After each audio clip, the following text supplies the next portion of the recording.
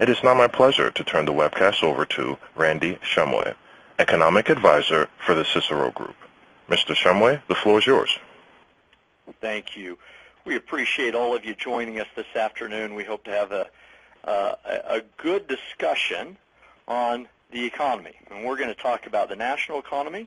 We're also going to talk about what we're seeing specifically in the state of Utah as well as in Idaho. As mentioned just a moment ago, I am the economic advisor to Zions Bank, and in that capacity, we track many indicators affecting our economy and forecast what the implications will be. There are a host of key indicators that we track to measure health, and there's the ones that you hear frequently. They're the ones you read about in the newspaper. Economic activity, frequently referred to as GDP. You'll hear talk about retail spending and how that's propelling GDP. We're all quite cognizant of the unemployment rate, the degree to which new net jobs are being created in the market, and housing matters enormously to people. I mean, it's not just an issue of driving construction-related jobs, but for many individuals, a high proportion of their net worth is tied up into their house, and so those are some very critical indicators that people track.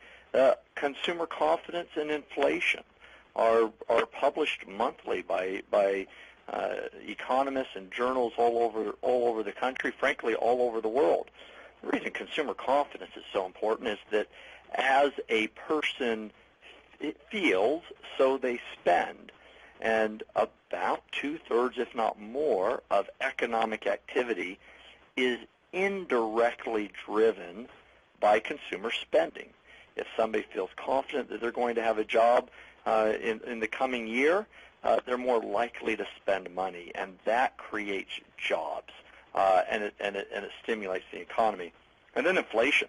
We'll talk about that later, but frankly, our stable pricing for the last 3 or 4 years is what has enabled the Federal Reserve to artificially infuse $85 billion a year, $85 billion a month into the economy in order to stimulate that economy.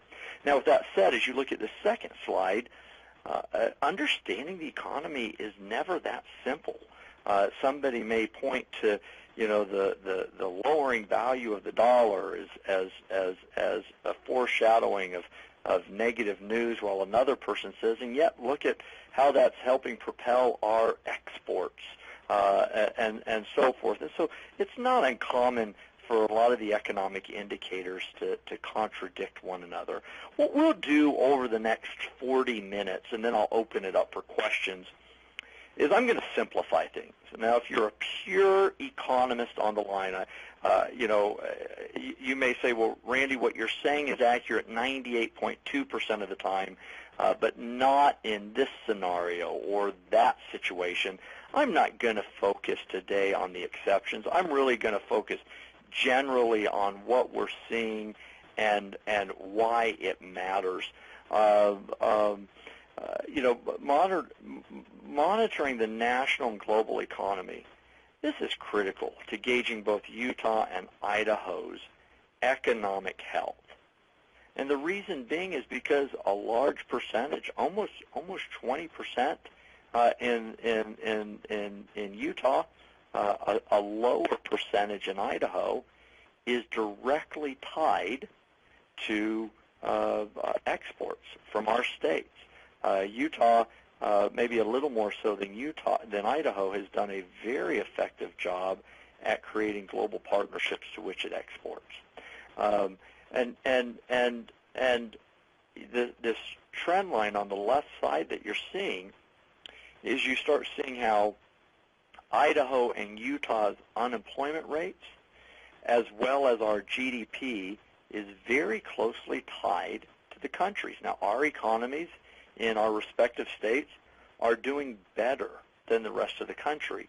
And yet, if you look at that trend line, you look at the close correlation or association. So let's talk just high level for a minute about what we're seeing globally. And again, we know that what happens globally affects us locally. Today, I was doing an economic report earlier this morning at a fresh produce store, and we've seen prices increasing by 0.5% each month for all produce sold in Idaho and Utah 3 months in a row. And I was asked, why is that? And interestingly, it's the chili effect. In the country of Chile, we saw a significant frost, the worst frost that we've seen in 80 years, and that has significantly reduced by about 50 million units the produce that is being imported into the United States, and thus that decrease in supply is forcing prices to go up. So something that most people would think was banal in nature, of a frost in Chile that would never affect us in Boise or Moscow or St. George, Utah, actually is having a real effect, in particular, on our produce. So we are closely tied together. As Thomas Friedman says, the world truly is flat. And what few people realize is that while in the United States we've experienced a very deep recession, it hasn't come close to that which has been experienced in Europe. Europe went 6 straight quarters, that's 18 months or a year and a half, with declining economic activity. It hasn't been until the last 3 quarters that Europe's economy has slowly, but now consistent over 3 quarters, grown in economic activity. But it hasn't yet returned to where it was going into 2011. And so Europe's really hurt. And the fact that Europe is rebounding resonates throughout the world. The other interesting country to look at, and there's many, but again, I'm just looking high level, is China. Now, there's been a lot of comments made about China's slowing economic activity. It's more leveling off. I mean, if we think of it in terms of running a marathon, China was running 4-minute miles, and now they're running 6-minute miles. Now, those are still awfully fast-paced, but it's not as fast as you've seen, back in 2007 or 2010. Their average growth rate for the last, 6 years has been about 9.3%. And again, over the last 2 years, we've seen a slowing or a leveling off, a deceleration of what they were experiencing. But they're still experiencing, on average, over the last 2 years, a 7.8% growth rate. It has propelled China to constituting nearly 15% of the world's GDP, compared to the United States at nearly 19% of the world's GDP. So they truly are an economic powerhouse, and accelerated growth will help. With that said, they're still doing awfully well, about 7.8%. We're seeing some encouraging signs, as I mentioned. We're seeing growth, in particular in Germany, out in Europe, but we're also seeing Spain and Italy, begin to rebound. China, despite it decelerating, it still is holding strong, and we're seeing the beginnings of improvement in the manufacturing and services industry in the last few months. And then the rest of the world, you wouldn't think that we would turn to South America, for acceleration, but you are seeing South America growing. It was 3.6% in 2013. It's expected to grow 2.8% in 2014. So just generally speaking, things are on the rise. The emerging and developing economies are growing the fastest, and they always do. They always do, because they are in a nascent level and therefore they've got the most upside, the most growth strength. Advanced economies, because they're doing as well as they are, it's harder to grow as quickly. But in 2014, global economy, the advanced economies like the United States and Great Britain and Germany are expected to grow at a 2% clip. That bodes well. That bodes well because a rising tide lifts all boats. And one of the things that pushed us into the recession was the number of countries having economic adversity simultaneous to that of the United States. Now, things in the United States, we're seeing some positive signs. I'm going to be a bit of a wet blanket initially because I'm going to talk about some of the challenges that we're encountering. The U.S., while we are rebounding from what has been the longest, deepest recession since the Great Depression, we've got some fundamental structural problems, which every country has some structural problems for which they're dealing. The challenge we're encountering is that we're not addressing them. Today, our debt in the United States is over $17 trillion. If you had spent $23 million every single day since the first year AD, so 2013 years, you still couldn't have spent $17 trillion. I mean, and what's happening is that people are becoming immune to it because it's 16 trillion, now it's 17, now it's 18. Well, what difference does that make? The difference is that today, approximately 75 cents of every dollar is constrained by 5 things. In order: Social Security, defense, Medicare, Medicaid, and the debt, the interest on the debt that we incurred to support those things. And what's a little frightening is that as interest rates start to increase, we'll see that percent of interest on the debt simply amplify. The comment I make is that when we talk about the economy, it's a political question today, and that's unfortunate because if you look in, over the last 100 years, at different times, different words stimulated different emotions for people, from civil rights to Vietnam War and so forth. Today, the issue confronting most of us politically is the word economics or the economy. So I have a hard time talking about the economy without, offending both political sides. But what I'm trying to do is just articulate math. And the math is that our debt continues to grow and that 68 cents of every dollar spent by the federal government is in 4 areas.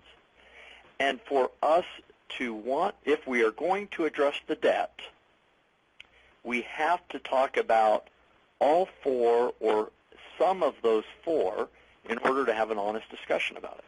It's analogous to me losing my job, returning home, and telling my wife it's okay. While I lost my job, I've got it all figured out. We're going to turn off the lights more often in order to save on our electricity bill. My wife would respond with absolute incredulity and say, Randy, the elephant in the room is the mortgage or the car payments. We must address those. And if I were to say, no, those are off the table, we can't even talk about those, we wouldn't get very far in addressing the problem. That has driven us to the scenario that we saw in 2013, and that was bad news after bad news coming out of Washington, D.C. It started with the fiscal cliff, followed by the sequester, and ended with the government shutdown, which really slowed what was beginning to be a healthy recovery. We're fortunate. We did see the Bipartisan Budget Act passed at the end of 2013.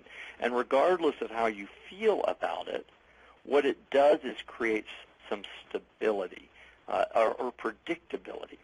As I talk to business leaders around the country, I hear again and again, we don't need the federal government to perform at high quality.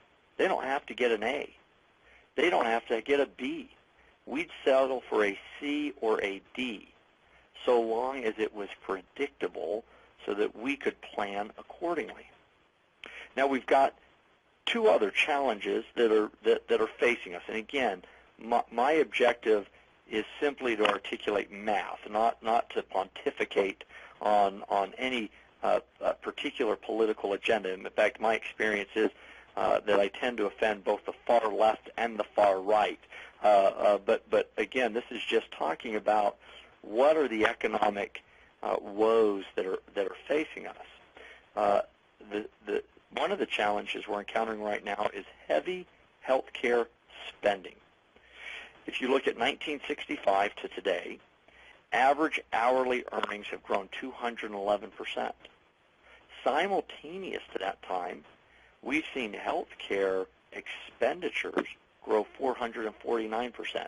In fact, today, the United States spends 17.2% of its overall GDP on healthcare. I was in a meeting, a presentation by Warren Buffett a few years ago, and Warren Buffett said, listen, we talk about our proportionally high corporate income, or corporate tax. He says that's not the real issue.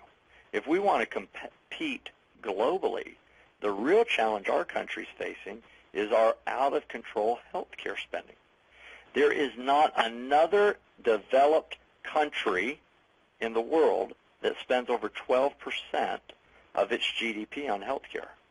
That delta, that difference, is $1.2 trillion, which equates to our corporate and individual income tax in the United States combined. That, again, when we talk in billions and trillions, sometimes we become numb to it. But when we realize that the difference between what we spend on health care for ostensibly similar results as compared to other developed countries, that difference is similar to what the federal government collected in 2011 from both corporate and individual income tax combined. Now, there's no simple solution. It's easy for me to opine. It's easy for me to articulate the problems, again, because they're just mathematical in nature. There's no simple solution. We need to cut costs, and we obviously need to increase health performance.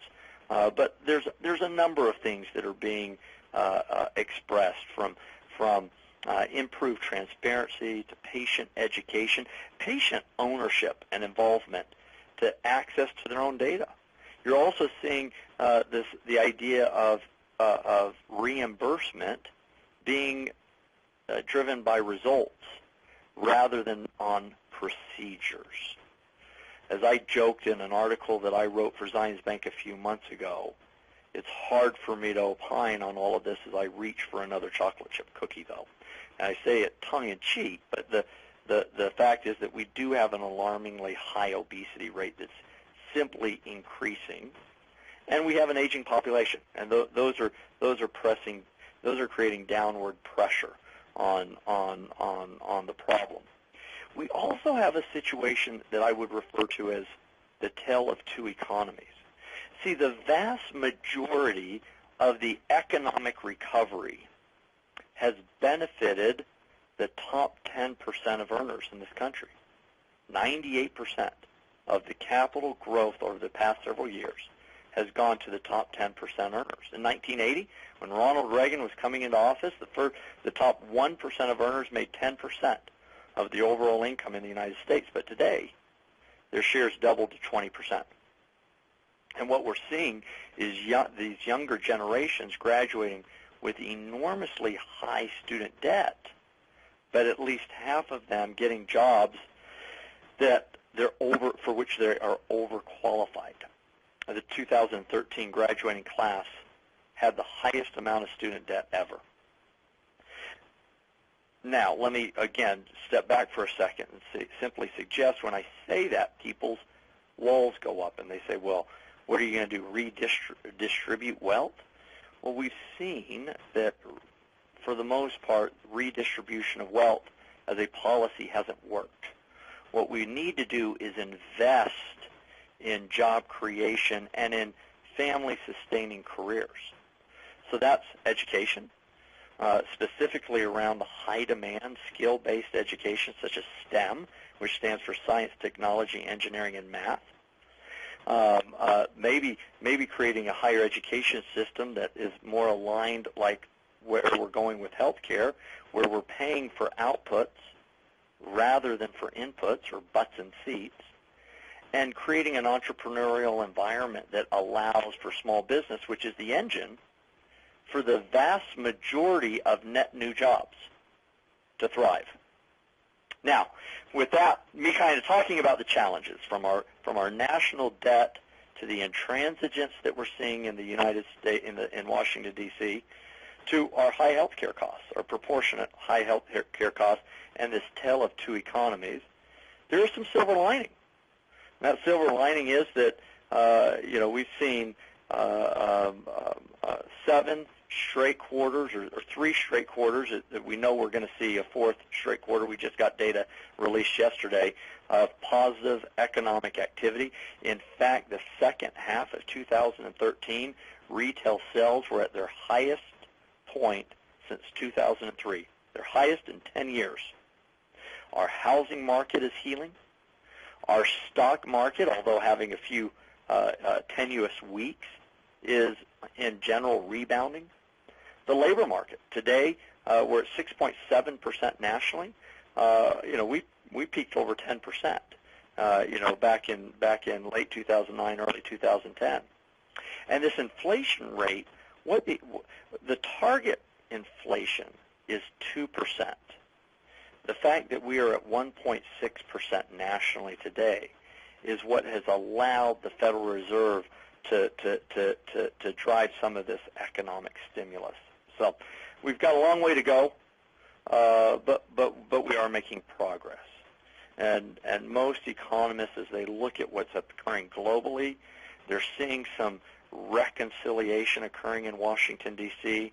They're seeing some fundamental issues being really resolved through an entrepreneurial venue throughout the United States.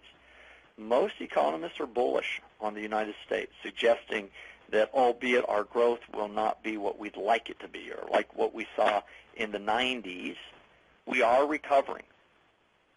Now, let's look at what that means for the state of Utah and the state of Idaho. I mentioned earlier that you see consistent trends as this country as the world goes, so goes the country, and as the country goes, so goes Utah, and so goes Idaho. We're very closely tied to the rest of the country.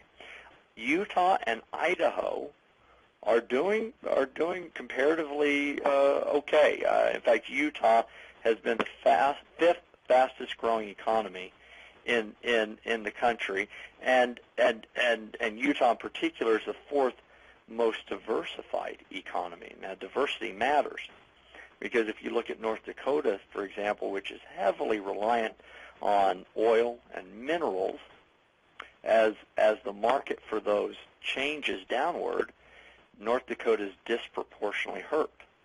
So diversity creates stability and longevity, and therefore the state of Utah having one of the most diversified economy bodes very well for it.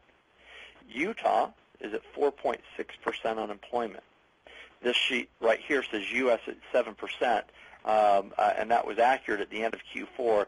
The results that came out yesterday put the United States at 6.7%, although there is a bit of fear around that in that it appears that there is a disproportionate number of people that have just given up, and therefore they're not out actively searching for jobs, and that's a little bit problematic.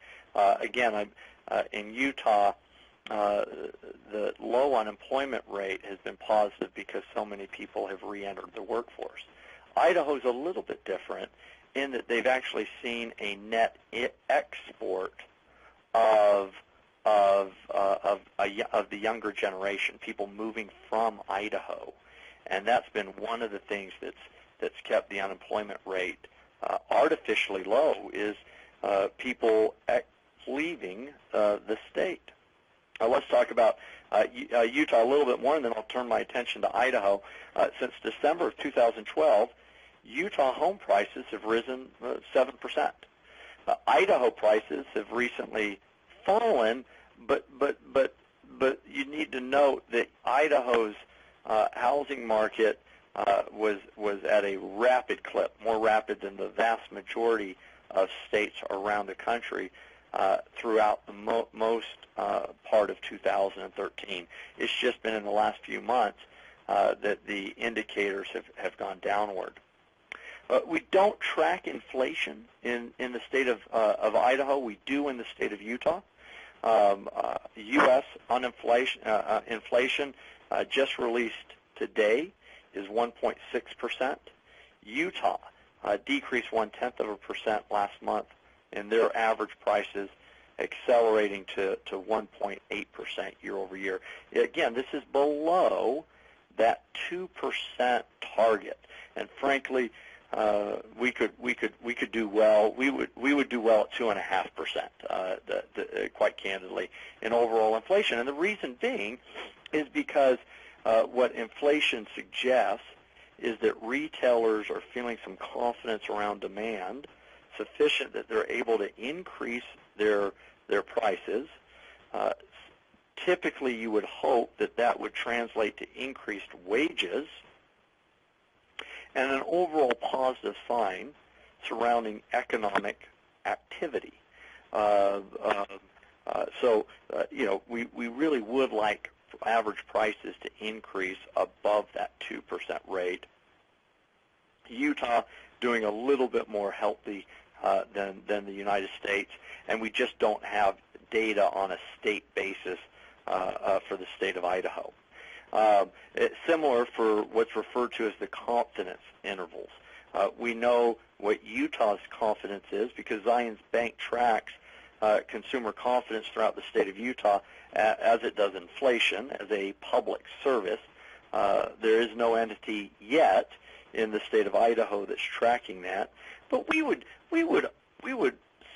probably expect Idaho's confidence to be somewhere between the United States and Utah, because again, Idaho is consistently an optimistic state generally in its culture, and things are better economically in Idaho than they are in the rest of the United States. So you would probably, if you were just throwing a dart at the dartboard, believe that it would be somewhere in between these two. The consumer confidence was released just a couple of hours ago for the United States, so it's not reflected in these slides. It ticked down 1.3 percentage points, and the Utah consumer confidence ticked up 0.6%. So Utah and the United States have almost an 18-point delta between them, and for good reason. If we look at Utah for just one moment, Salt Lake City, this last month, MSNBC rated it the #1 metropolitan area in which to raise a family. It has, as I mentioned, one of the most diversified economies, and that we continue to see this acceleration in home values. Finally, the vast majority of Utahns surveyed believe that their household income, their home value, and their job situation will all improve in 2014. As I mentioned before, that confidence fuels spending, which stimulates the economy. And as I articulated before, as I'm on this slide again, Utah in particular has a very well diversified economy, and that diversity helps propel longevity as well as stability. So I'll talk just a few more slides about Utah, then I'll talk a few slides about Idaho. I'll conclude by summarizing it and then opening it up to questions. Utah and Idaho both, but as I talk just specifically about Utah here, very business-friendly environment. I often hear people say, well, is it a labor-friendly or a business-friendly state? And I don't understand the contradiction, to be honest with you. If a business is doing well, if a small business is created a platform to thrive, to work hard, and to succeed by taking risk and by innovating, that generates jobs. And as that generates jobs, more people have better and more labor stability. And so what you're seeing in the state of Utah is that being very true. You're seeing economic growth, but you're also seeing real downward trend in unemployment, even with a significant net increase in the number of people that are coming into Utah seeking jobs. Utah, the Provo-Orem area in Utah, which is referred to as Utah County, is ranked second nationally, behind only the Silicon Valley in the rate of generating new patents. In 2012, Utah jumped to being the 23rd in terms of entrepreneurial activity. It's ranked consistently as one of the #1 places in which to do business. It's invested in, and Idaho's doing this right now as well, in something referred to as USTAR, which helps commercialize innovations that are coming out of academia to create new patents and new businesses from the research that's originating from academia. It's been very successful, despite a few negative media on it these last few months. And there's enormous growth in international trade. International trade has tripled since I think it's 2007. So in the last 6 years, it's tripled. And that has to do with our high levels of linguistic and cultural diversity. We're seeing a boom in economic activity in the high-tech, the medical device, the aerospace sectors.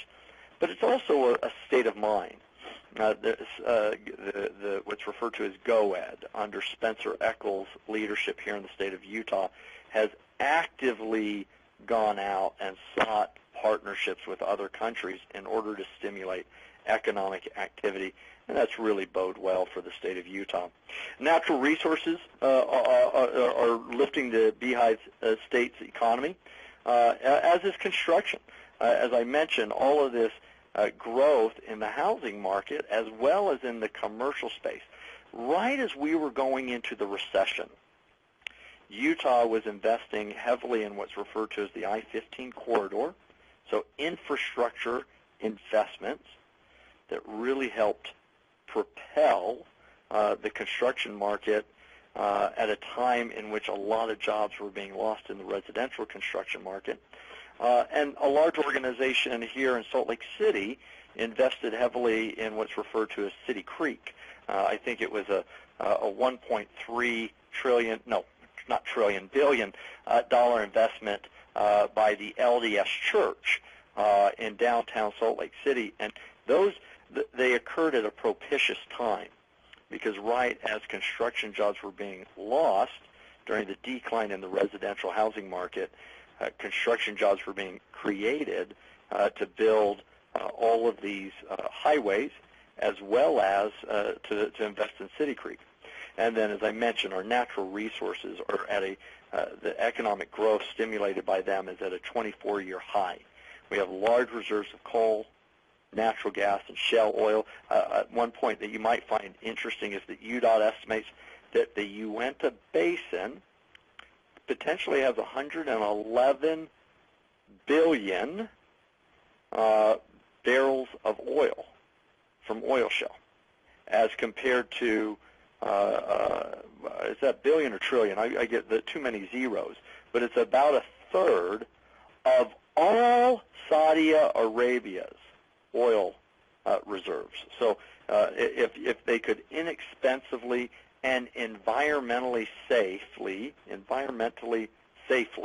that doesn't sound correct, but if they could, in a safe manner to the environment, access that oil, there's huge potential there in Utah. And then, of course, the agricultural industry, which is a good segue into Idaho. Agricultural production is a staple for Idaho's economy, and the state really has experienced a nice growth. In 2012 in particular, you saw record levels of production, and that agricultural foundation is really important to the state of Idaho. Admittedly, my father is an agricultural economist up in Moscow, Idaho, and so something for which he tracks in particular. But this drives roughly 8% of Idaho's total employment, as well as 5.5% of Idaho's GDP, and it creates a level of stability. Now, there's some questions. Federal subsidies for agriculture have begun to fall significantly. You're seeing production costs for fuel, fertilizer, and land increasing. And there's political uncertainty surrounding how the Farm Bill is going to negatively impact the operation of Idaho farmers and ranchers. But we're seeing some really exciting economic activity in the state of Idaho. Several months ago, a company called MWI purchased Ivesco, a $650 million animal health sciences company. MWI was already the leader nationally, and with the acquisition of Ivesco, far and away the driving force in what's referred to as animal health sciences, which is a very large market. Zions Bank just established a very significant presence in the state of Idaho, taking the largest building that was just built by Kem Gardner and his group, and by saying, listen, we realize that for too many years Idaho has been a rounding error for some of the the national banks like Wells Fargo and Bank of America, but it's critically important to Zions Bank as the leader in regional financial services. So Idaho, you're seeing some really exciting things happening.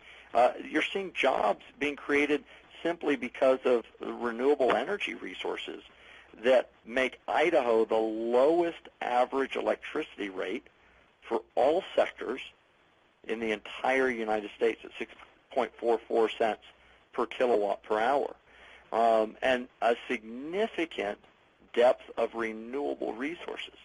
Nearly 80% of that electricity is generated by hydroelectric sources. Wind energy had tripled along southeastern Idaho just a couple of years ago, and they today constitute 6% of the state's total employment. So this is an area of real excitement for the state of Idaho. And as I shared just anecdotally some stories on a few businesses that are having real success in the state of Idaho. And it's not limited to them. You're seeing it with Simplot, with Hewlett-Packard, with Micron, with Kinetics, and organizations of that type.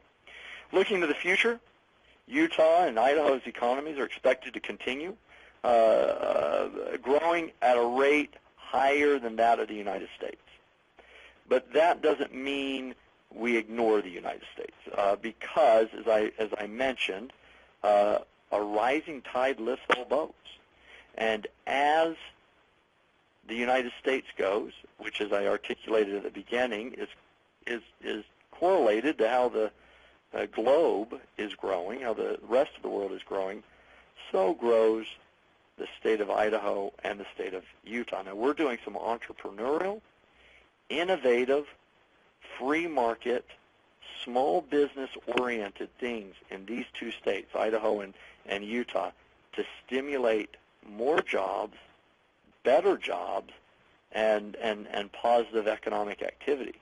You're seeing right now both legislatures being in session actually having some money to invest in things like education, in particular the STEM-focused fields, science, technology, engineering, and math, as well as in infrastructure, which will ensure long-term economic stability. So to recap, Zions Bank in the state of Utah tracks consumer confidence and consumer prices, and they do that as a community service.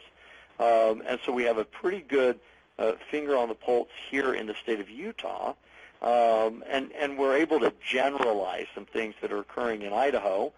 The global economy is expected to grow over the next 2 years, and there's some optimism that China's economy might start accelerating a bit above the 7.8% average that they've experienced over the last 2 years. But as I mentioned at the beginning, there are some fundamental structural issues that our country needs to address to ensure opportunities for the next generation that have created the resilient, fast-paced social and economic opportunities that the United States has become renowned for. With that said, I want to turn the time back to you guys. Todd, I know that you're closely monitoring questions. I wanted to leave about 15 minutes open for questions here at the end. So let me turn the time to Todd as our operator in order to navigate the questions that have been posed, and let's see if we can answer some of those questions. Should we first go to the online questions, Todd? How would you like to do it? Well, to ask an audio question, press *1 on your telephone keypad.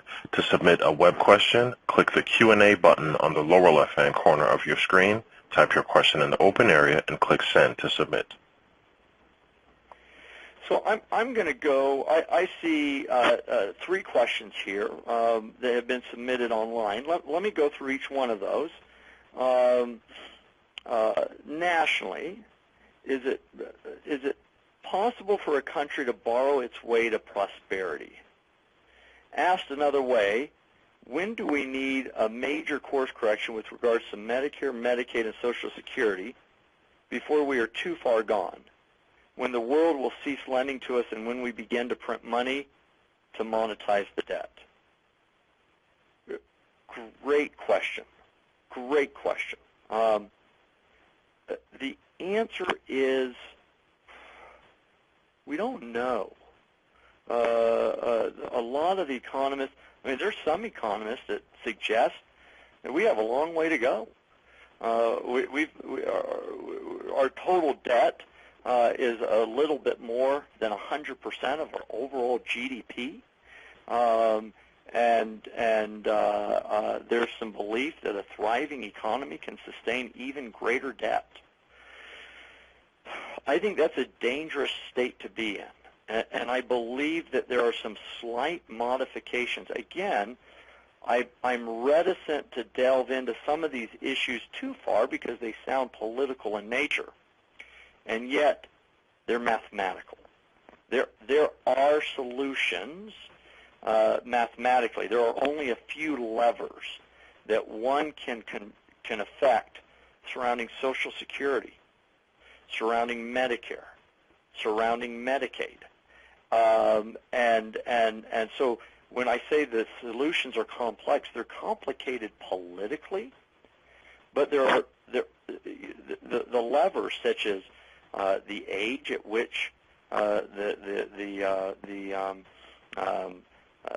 assistance kicks in, a person's income, and the degree to which that affects what's kicked in, and how much assistance is provided are some of the examples of the levers that can be controlled. Now, I want to talk a moment.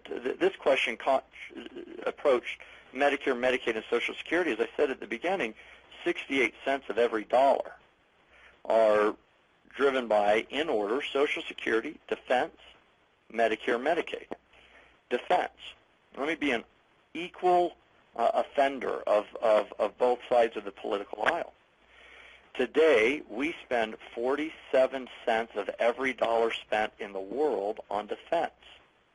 The United States defense spending is 7 times larger than the second largest spender, which is the UK and China, which are tied at about 7% each. The question is, are there efficiencies that can be captured? Are there roles that the United States has historically played that it just doesn't have the economic viability to continue to play? I really, really appreciated former Secretary of State Condoleezza Rice. 2 years ago, when she was in Utah, she said that the greatest threat to the United States domestic security and international strength was its education system. And therefore, greater emphasis needed to be placed on educating the next generation in 21st century skills and knowledge, what they know and what they're capable of doing. I belabored that question a bit too long. Let me move on to the next one. What effect will Google Fiber have on the Provo business economy? Google Fiber is an example of infrastructure investment in the 21st century, not dissimilar from highways. And so the fact that Google Fiber is being laid throughout Provo, and there are suggestions that it could be laid throughout the state of throughout Salt Lake City. Those bode well. It'll create increased competitiveness. It will allow us to incorporate technology like what we're doing right now. Each one of you is sitting in your office or at home or maybe even on an airplane listening to this presentation that couldn't be done without technology. And a few years ago, we would have all had to drive to the same location to hear this type of presentation. And so I think early indications are that the expansion of fiber not only will help stimulate the economy, but they will create models for disruption in both K through 12 and higher education, which is a positive indication both socially as well as economically. All right, next question. We talked about the residential housing market. How about the commercial property market? How has that changed? Great question. I don't have the data immediately in front of me. C.B. Richard Ellis, on a quarterly basis, releases the state of the commercial market throughout the state of Utah, and I wish I have their most recent report. What we're seeing, as far as I know, is we're seeing increased occupancy rates. We're seeing some additional buildings being anticipated both here in, I say here because I'm physically sitting right now in Salt Lake County, but in Salt Lake County as well as in Utah County. But we're seeing significant commercial growth in the Boise, Nampa, Eagle area as well. And as I mentioned before, and I highlighted Utah, but the over $1 billion investment made by the LDS Church on City Creek is what really helped buoy the Utah economy while we were seeing things starting to deflate residentially. Do we have a forecast for interest rates for the next few years? If so, what is my forecast and what's the basis for the forecast? No.